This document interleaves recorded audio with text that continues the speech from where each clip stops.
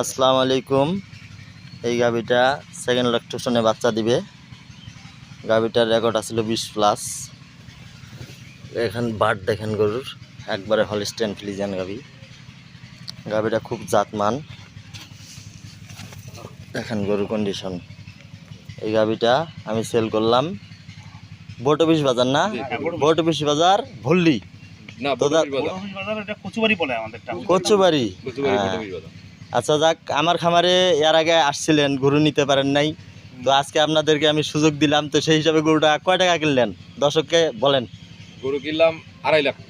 2.5 লাখ? 20+, এত বড় গরু 2.5 লাখ টাকা কেউ দেবে? এখন ভাগ্যে আছে, এখন দিলাম আপনাদেরকে খুশি মনে। খুশি করে দিয়েন, খুশি করে দিয়েন যেন আমরা যেন পালতে পারি। হ্যাঁ, আমাদের ঘরে যেন থাকে লক্ষ্মী।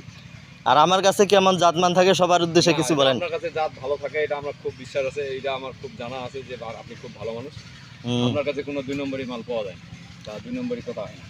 আপনার কাছে সেটাই আশা করে আমরা আসছি। দেখ, আপনার কাছে আমার আশার মাত্রই আমার মাল পছন্দ হয়ে গেছে। হ্যাঁ, এই আশা তো ঘরে গরুই পালেন না, একটা গরু ছিল একটাই নিয়ে নিলেন। একটা ছিল, একটাই নিলাম। সব বেঁচে দিছি গরু। আচ্ছা ঠিক আছে, সবাইকে অসংখ্য ধন্যবাদ। আসসালামু আলাইকুম।